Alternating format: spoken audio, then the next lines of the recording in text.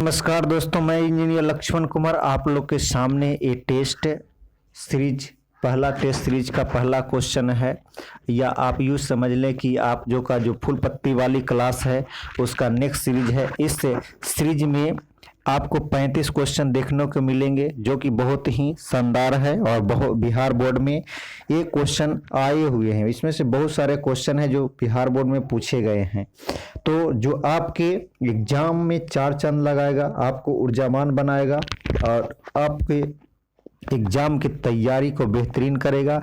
तो आइए पहला क्वेश्चन का आगाज करते हैं, पहले क्वेश्चन की शुरुआत करते हैं या पहले क्वेश्चन की ओर बढ़ते हैं। तो ये रहा आज का पहला क्वेश्चन। आवेश का मात्रक होता है। आवेश आप यूं लिखें कि आवेश बराबर होता है Q बराबर I इंटू टी। आवेश बराबर धारा गुना समय। आवेश बराबर धारा गुना समय। धारा गुना समय। धारा का हो जाएगा एम्पियर और समय का हो जाएगा सेकेंड। एम्पियर सेकेंड को ही कूलाम बोलते हैं। एम्पियर सेकेंड को क्या बोलते हैं? एम्पियर सेकेंड को ही बोले कूलाम। तो कूलाम भी और एम्पियर सेकंड दोनों है, इस कारण इसका सही जवाब हो जाएगा सी। इस क्वेश्चन का सही जवाब हो जाएगा सी। तो आते हैं अगले क्वेश्चन की ओर बढ़ते हैं। दो आवेशों के बीच बल हमेशा कूलाम के नियम के द्वारा दिया जाता है। कूलाम के नियम के अनुसार F समानुपाती Q1 गुना Q2 होता है। F समानुपाती Q1 गुना Q2 और F व्युत्क्रमानुपाती होता है R square. F व्युत्क्रमानुपाती R square या F समानुपाती 1/R स्क्वायर। ये ध्यान रखें कि अगर दोनों आवेश प्लस होगा, अगर दोनों आवेश प्लस प्लस में हो या दोनों आवेश माइनस माइनस में हो, हमेशा विकर्षण लगेगा। लेकिन यदि अगर यही दोनों आवेश अलग नेचर का हो, एक प्लस एक माइनस या एक माइनस एक प्लस हो, तो इस कंडीशन में हमेशा आकर्षण बल होगा। हमेशा क्या होंगे? आकर्षण बल होंगे। तो आते हैं अगले क्वेश्चन की ओर। तो दूसरे क्वेश्चन का सही जवाब था आपका ये था। तो तीसरे क्वेश्चन की ओर बढ़ते हैं। तीसरा क्वेश्चन है अपसैला नॉट का एसआई मात्रक होता है। अपसैला नॉट का मान पहले जानते हैं क्या होता है अपसैला नॉट। अपसैला नॉट को बोलते हैं निर्वात की विद्युतशीलता बोलते हैं। निर्वात की विद्युतशीलता बोलेंगे या निर्वात का परावैद्युतांक भी बोलते हैं। इसको क्या बोलते हैं? परावैद्युतांक बोलेंगे। क्या बोलेंगे? परावैद्युतांक बोलेंगे। तो अपसैला नॉट का मात्रक होता है, ये भी कूलाम के नियम से, क्योंकि कूलाम के नियम द्वारा आता था F बराबर 1/4 पाई अपसैलन नॉट Q1 Q2/R स्क्वायर। तो यहाँ से तिरछा गुना करेंगे तो F वाला आ जाएगा अपसैला नॉट की जगह पर, तो ऊपर में आ जाएगा Q गुना Q कूलम का स्क्वायर, और नीचे में दूरी है तो मीटर स्क्वायर, और ये बल यहाँ आ जाएगा तो न्यूटन आ जाएगा। तो ऊपर में चल जाएगा कूलम स्क्वायर और नीचे में आ जाएगा न्यूटन और मीटर स्क्वायर। तो कूलम स्क्वायर प्रति न्यूटन प्रति मीटर स्क्वायर। तो इस क्वेश्चन का सही जवाब होगा सी। इस क्वेश्चन का सही जवाब होगा सी। अपसैला नॉट का मान होता है 8.854। इसका मान भी याद रखेंगे, फिक्स वैल्यू है 8.854 10⁻⁻12 होता है। तो याद रखेंगे इसका इकाई और इसका एसआई मात्रक और इसका विमीय सूत्र। तो विमीय सूत्र भी उसी तरीके से आप लोग निकाल सकते हैं। अगला है आवेश का विमा होता है। अभी मैंने लिखा Q बराबर IT, Q बराबर I इंटू टी। आई का विमा I लिख सकते हैं या A लिख सकते हैं, और समय का विमा क्या हो जाएगा? T। तो इसका विमा हो जाएगा AT। तो इस क्वेश्चन का सही जवाब होगा आपका C। इस क्वेश्चन का सही जवाब हो जाएगा C होगा। अगले क्वेश्चन की ओर बढ़ते हैं। आवेश के क्वांटीकरण के अनुसार आवेश का क्वांटीकरण कहता है, आवेश का क्वांटीकरण सिद्धांत कहता है कि आवेश को न तो उत्पन्न के आवेश अविभाज्य होते हैं। आवेश क्या होते हैं? अविभाज्य। आवेश के क्वांटीकरण सिद्धांत के अनुसार आवेश अविभाज्य होते हैं, अर्थात आवेश को तोड़ा नहीं जा सकता है। तो देखते हैं इस क्वेश्चन का जवाब ढूंढते हैं। तो पहला कह रहा कि आवेश को नष्ट किया जा सकता है।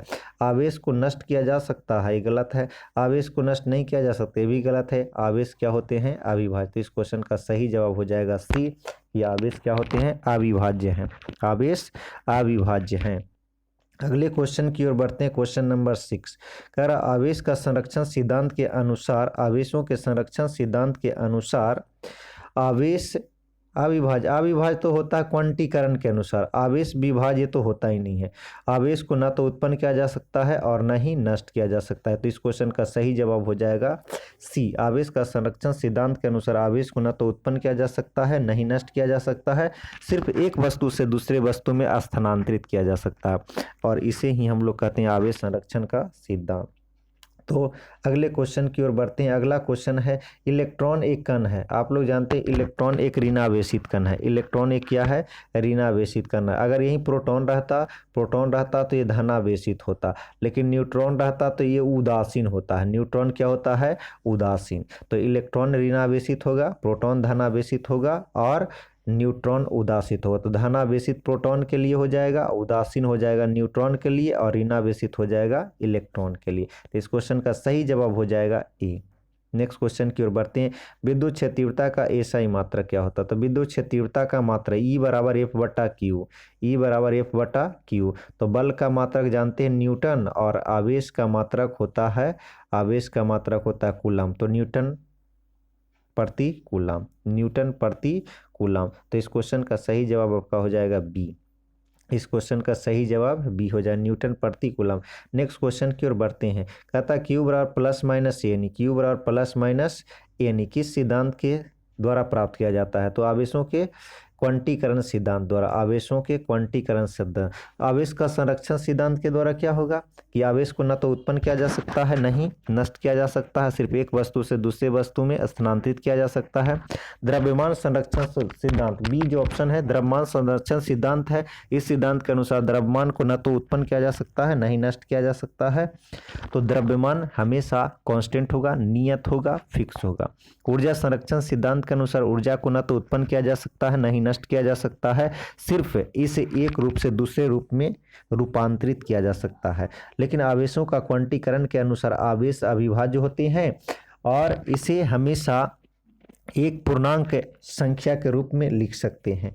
तो इस फॉर्मूला आता है क्यू बराबर प्लस माइनस एन क्वांटीकरण सिद्धांत के अनुसार। एन का मान हमेशा पूर्णांक होगा, एन का मान हमेशा क्या होंगे? पूर्णांक संख्या होगी। एन हमेशा क्या होंगे? पूर्णांक संख्या होगी। अगले क्वेश्चन की ओर बढ़ते हैं। अगला क्वेश्चन है, दो असमान आवेशों के बीच असमान रहेगा, दो असमान है, असमान रहेगा तो मैंने बताया था ठीक, असमान रहेगा तो आकर्षण बल होगा। असमान का मतलब एक पॉजिटिव होगा, एक नेगेटिव, या एक नेगेटिव दूसरा पॉजिटिव हुआ, तो इस कंडीशन में हमेशा क्या होंगे? आकर्षण। अगर दोनों सेम रहेगा तो प्रतिकर्षण या विकर्षण होगा, प्रतिकर्षण या विकर्षण होगा। अगले क्वेश्चन की ओर बढ़ते हैं। निम्न में कौन वस्तु को आवेशित करने की विधि है? तो किसी वस्तु को आवेशित करने की तीन विधि है। पहला विधि घर्षण विधि, दूसरा प्रेरण विधि, तीसरा चालन विधि है। तो इस क्वेश्चन का जवाब हो जाएगा आपका डी। इस क्वेश्चन का सही जवाब आपका क्या हो जाएगा? इस क्वेश्चन का सही जवाब हो जाएगा डी। घर्षण विधि में दो वस्तु को आपस में रगड़ करके आवेशित करते हैं। चालन विधि में दो वस्तु को चालक तार से जोड़ करके, और प्रेरण विधि में एक उदासीन वस्तु के नजदीक दूसरा आवेशित वस्तु को लाते हैं, तभी वस्तु आवेशित होती है। तो घर्षण विधि मैंने बताया कि दो कुचालक को रख देंगे तो वस्तु क्या हो जाएगी? आवेशित हो जाएगी। चालन विधि में क्या होगी? दो आवेशित वस्तु हो सकता है, या एक आवेशित या एक अनावेशित होगा। दोनों को चालक तार द्वारा जोड़ेंगे तो अनावेशित वस्तु पर आवेश उत्पन्न हो जाएगा। और प्रेरण विधि में एक अनावेशित वस्तु के नजदीक आवेशित वस्तु को लाएंगे तो अनावेशित वस्तु भी आवेशित हो जाएगी। इस विधि को हम लोग प्रेरण विधि बोलते हैं। तो इस क्वेश्चन का सही जवाब आपका डी हो जाएगा। अगले क्वेश्चन की ओर बढ़ते हैं। अगला क्वेश्चन कह रहा है कि अगला क्वेश्चन है विद्युत द्विध्रुव के कारण अक्ष पर विद्युत क्षेत्र तीव्रता होता है ई समानुपाती 1/r3। ई समानुपाती 1/r3, ई समानुपाती 1/r3 होगा। लेकिन अगर यही एकल आवेश रहता तो बी आंसर होता। तो यहाँ पर है द्विध्रुव, द्विध्रुव यहाँ देखें द्विध्रुव है, दो रहेगा तब पावर में कितना हो जाएगा, 3, पावर में 3, ये ध्यान रखना। अगला है कूलाम बल का सूत्र होता है, कूलाम बल के लिए सूत्र होता है, तो ये बराबर के Q1 Q2 बटा आर स्क्वायर। के का मान होता है 1/4 pi epsilon nought epsilon R, के का मान होता है। तो यहाँ से कूलाम बल के लिए सूत्र हो जाएगा F बराबर के Q1 Q2 बटा आर स्क्वायर, Q1 Q2 बटा आर स्क्वायर। अगले क्वेश्चन की ओर बढ़ते हैं। तो अगला क्वेश्चन है इलेक्ट्रॉन का द्रव्यमान होता है, इलेक्ट्रॉन का द्रव्यमान होता है, ये फिक्स वैल्यू है, सब याद करना पड़ेगा ये आप लोग को। तो इलेक्ट्रॉन का द्रव्यमान होता है 9.1 10⁻³ 31 kg। तो इस क्वेश्चन का सही जवाब हो जाएगा बी, 9.1 10⁻³ 30। अगर प्रोटॉन का द्रव्यमान कहेगा तो ये हो जाएगा 1.167 5 10⁻27 करके हो जाएगा। न्यूट्रॉन का द्रव्यमान लगभग प्रोटॉन के द्रव्यमान के समान होता है। तो इस क्वेश्चन का सही जवाब का हो जाएगा बी। अगले क्वेश्चन की ओर बढ़ते हैं। तो अगला क्वेश्चन है आपका विद्युत द्विध्रुव का एसआई मात्रक होता है। तो विद्युत द्विध्रुव को लिखते हैं P बराबर Q गुना 2L, P बराबर Q गुना 2L लिखते हैं। तो आवेश का हो जाएगा आपका कूलाम और दूरी का हो जाएगा मीटर, तो कूलाम मीटर इसका आंसर हो जाएगा। तो ऑप्शन ए सही है। अगले क्वेश्चन की ओर बढ़ते हैं। किसी वस्तु को आवेशित करने पर द्रव्यमान, अगर वस्तु को धनावेशित करेंगे द्रव्यमान बढ़ जाएगा, धनावेशित करेंगे द्रव्यमान घट जाएगा, और वस्तु को ऋणावेशित करेंगे द्रव्यमान बढ़ जाएगा। तो आवेशित करने का मतलब है कि वस्तु को धनावेशित भी किया जा सकता है, ऋणावेशित भी किया जा सकता है। इस कारण इस वस्तु का द्रव्यमान घट या बढ़ सकता है, इस वस्तु का द्रव्यमान क्या हो सकता है, घट या बढ़ सकता है। तो इस क्वेश्चन का इस सही जवाब होगा ऑप्शन डी। तो आते हैं अगले क्वेश्चन की ओर बढ़ते हैं। अगला क्वेश्चन है इलेक्ट्रॉन पर आवेश होता है। तो इलेक्ट्रॉन पर आवेश, ये भी क्वेश्चन पूछा हुआ था 2021 के मॉडल सेट देखेंगे तो उसमें बिहार बोर्ड मॉडल सेट में पूछा हुआ था। तो ये है आपका इलेक्ट्रॉन पर आवेश होते हैं। तो इलेक्ट्रॉन हमेशा ऋणावेशित है, तो माइनस वाला होगा। तो माइनस वाला पहले देख लेते हैं, माइनस वाला बी होगा या डी होगा। तो बी वाला तो कभी बी वाला देखेंगे -1.6 10⁻⁻⁰, यहीं से ये आंसर है। आते हैं अगले क्वेश्चन की ओर बढ़ते हैं। अगर यही प्रोटॉन रहता तो प्लस हो जाते, न्यूट्रॉन रहता, इलेक्ट्रॉन के लिए हो जाएगा ये वाला बी। लेकिन अगर प्रोटॉन रहेगा तो यहाँ पर सिर्फ क्या हो जाएगा, प्रोटॉन रहेगा तो आपका ए आंसर सही होगा। लेकिन न्यूट्रॉन रहेगा तो न्यूट्रॉन पे तो आवेश होता नहीं, न्यूट्रॉन पर आवेश का मान क्या हो जाएगा, 0। न्यूट्रॉन पर आवेश क्या हो जाएगा, 0 हो जाएगा न्यूट्रॉन पर आवेश। तो अगले क्वेश्चन की ओर बढ़ते हैं। अगला क्वेश्चन है कि एप्सिलॉन नॉट का मान होता है, अभी मैंने बताया था एप्सिलॉन नॉट का मान होता है 8.85 10⁻⁻12 कूलम्ब स्क्वायर प्रति न्यूटन प्रति मीटर स्क्वायर। तो इस क्वेश्चन का सही जवाब हो जाएगा कूलम्ब स्क्वायर प्रति न्यूटन प्रति मीटर स्क्वायर। अगला क्वेश्चन है क्वेश्चन नंबर 19।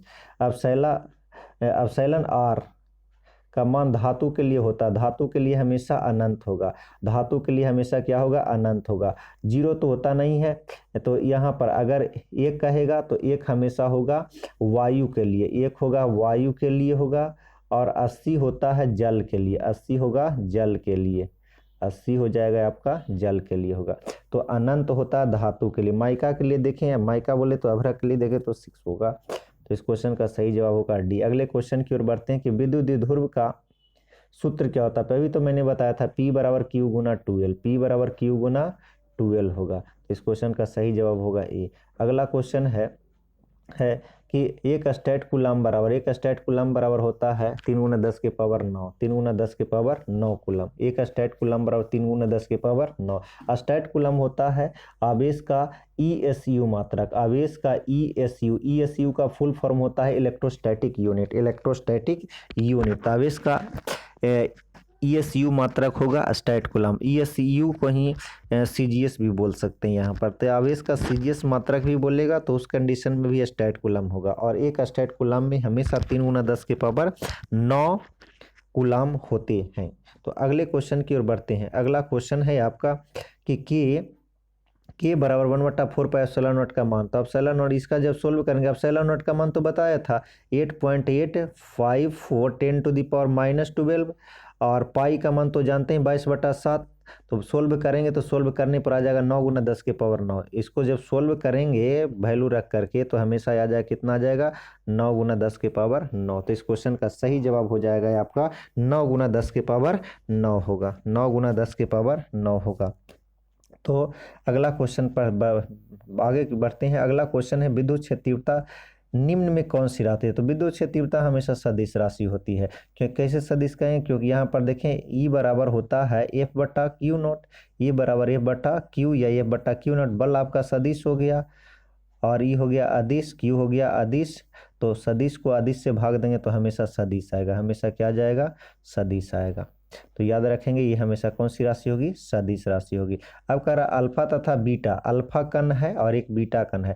अल्फा कण हमेशा धनात्मक और बीटा कण हमेशा ऋणात्मक होगा। तो अल्फा कण बीटा कण दोनों अलग अलग है, असमान है। असमान के बीच हमेशा आकर्षण बल होते हैं। तो इस क्वेश्चन का सही जवाब आपका हो जाएगा ए, ऑप्शन ए सही है, ऑप्शन ए सही है, आकर्षण बल होगा। अगले क्वेश्चन की ओर बढ़ते हैं कि कूलाम बल होता है। कूलाम बल विद्युतीय बल भी है और संरक्षी बल दोनों है। कूलाम बल विद्युतीय बल भी है और संरक्षी बल है। इस कारण इस क्वेश्चन का सही जवाब सी होगा। इस क्वेश्चन का सही जवाब क्या होगा, सी। इस क्वेश्चन का सही जवाब कौन सा हो जाएगा, सी। एक याद रखें कि कूलाम बल होता है केंद्रीय बल होता है। कूलाम बल क्या होता है, केंद्रीय बल। तो कूलाम बल क्या क्या हो सकते हैं, कूलाम बल केंद्रीय बल भी होता है, विद्युतीय बल भी होता है और संरक्षी। संरक्षी का मतलब है पथ पर निर्भर नहीं करेगा। दो वस्तु हमेशा या दो आवेश यदि पथ पर निर्भर नहीं करेगा उसको हम लोग बोलेंगे संरक्षी, और पथ पर निर्भर करेगा असंरक्षी। असंरक्षी बल में हमेशा होता है आपका बोलते हैं संरक्षी बल में हमेशा होता है आपका घर्षण बल। तो आते हैं अगले क्वेश्चन की ओर बढ़ते हैं। तो इस क्वेश्चन नंबर 2, स्थिर बिंदु आवेशों के बीच की दूरी 3 गुनी कर दें। 3 गुनी कर देंगे तो आवेश के बीच की दूरी 3 गुनी 1/9 गुना हो जाएगा। आवेश की दूरी क्यों, आवेश ये समानुपाती होता है 1/r², 1/r²। तो r को कितना गुना करना, 3 गुना। तो 3 का स्क्वायर हो जाएगा, तो 3 का स्क्वायर 9, तो 1/9, तो 1/9 कौन सा, डी ऑप्शन सही है। तो इस क्वेश्चन का सही जवाब आपका हो जाएगा डी। तो 26 का आंसर हो जाएगा आपका डी। अगले क्वेश्चन की ओर बढ़ते हैं। बिल्कुल आसान क्वेश्चन है ये कि एक बिंदु आवेश के कारण विद्युत क्षेत्र तीव्रता होता है ई बराबर के क्यू बटा r²। ई बराबर के क्यू बटा r²। के का मान तो मैंने बताया था 1/4 pi epsilon nought epsilon R, यही होता है के का मान। तो यहाँ से एक बिंदु आवेश के लिए रहेगा तो ये अगर कहेगा द्विध्रुव के लिए कहेगा, द्विध्रुव के लिए कहता 3 पॉइंट पर, अक्ष पर होता 1/4 पाई एप्सिलॉन नॉट 2p/r³ और निरक्षीय पर होता 1/4 pi epsilon nought epsilon not p/r³। और किसी भी बिंदु पर विद्युत क्षेत्र तीव्रता का फॉर्मूला होता है ई बराबर के या 1/4 pi epsilon nought epsilon r p/r³ √3 cos² theta plus 1। अगले क्वेश्चन की ओर बढ़ते हैं। Question number 28। तो क्वेश्चन नंबर 28 है वायु माध्यम के लिए एप्सिलॉन आर का मान। अभी तो मैंने बताया था वायु माध्यम के लिए एप्सिलॉन आर का मान 1 होगा। ये वाला होता है जल के लिए, किसके लिए होता है, जल के लिए होगा। और ये वाला होता है आपका धातु के लिए, ये होगा धातु के लिए होगा।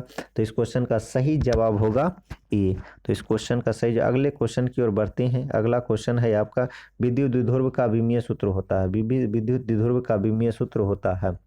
तो ये तो आपका बीमा होगा, ये होगा बीमा, लेकिन ये होता है आपका विमीय सूत्र। तो ऑप्शन बी इसका सही जवाब। ऑप्शन बी क्या होगा, सही जवाब होगा। सी तो होगा ही नहीं, नन नहीं होगा। तो इस क्वेश्चन क्योंकि आप लोग फार्मूला पढ़े थे P बराबर Q गुना 2L।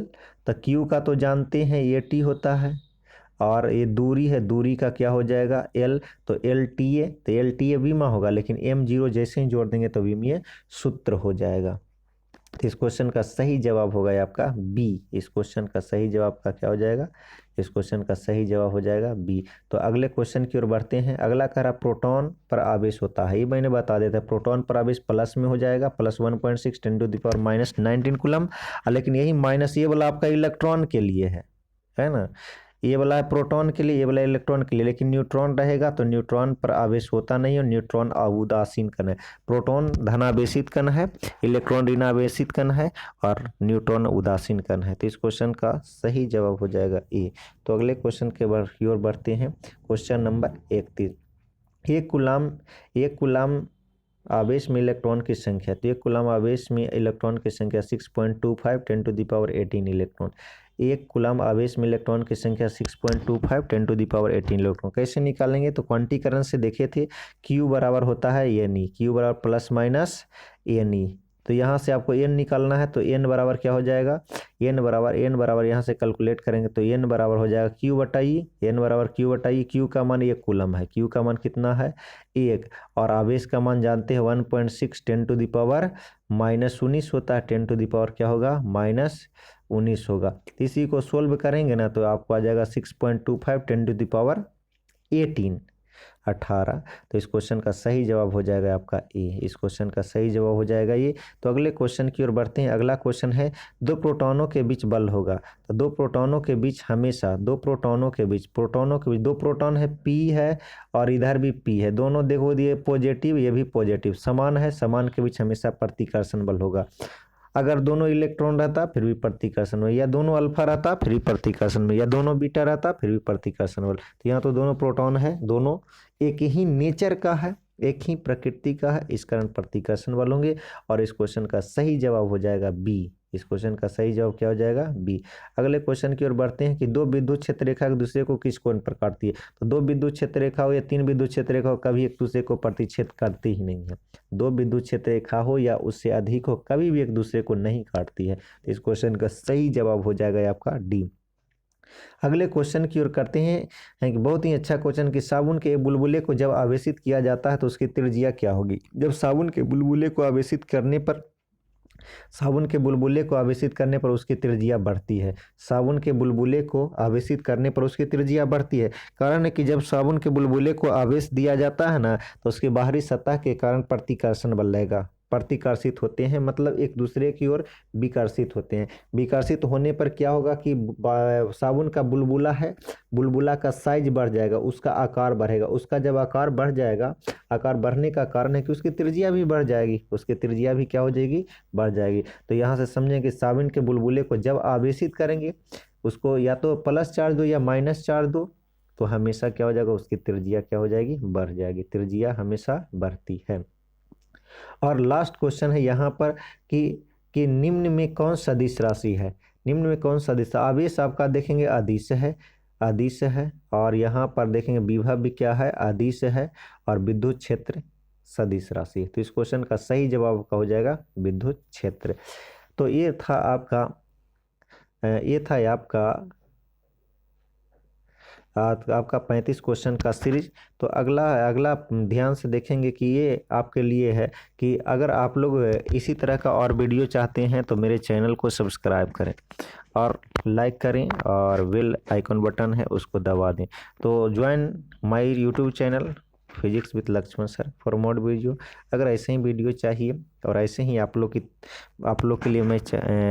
के लिए मैं वीडियो बनाऊं, आप लोग यदि चाहते हैं कि आप लोग के लिए मैं वीडियो बनाऊं तो चैनल को सब्सक्राइब करिए, लाइक करिए, ताकि मुझे भी आप लोग के द्वारा मोटिवेशन मिलते रहे और आप लोग के लिए और बेहतरीन क्वेश्चन से क्वेश्चन लेकर के आऊं और उसका सॉल्यूशन भी बेहतरीन ढंग से आपके सामने रखूं, ताकि बोर्ड के एग्ज़ाम के लिए जो आपको स्वप्न है अच्छा करने का, अच्छे नंबर से पास होने का, फिजिक्स में बेहतरीन करने का मौका है, जो कभी भी नहीं पूरा होने का चांस था। आप इस वीडियो के माध्यम से, इस लेक्चर के माध्यम से, क्वेश्चन के माध्यम से आपका भविष्य, आपका स्वप्न, आपका ड्रीम, आपका एम हमेशा पूरा हो सके। तो आपसे यहीं पर मैं विदा लेता हूं। तब तक के लिए गुड बाय, बाय बाय।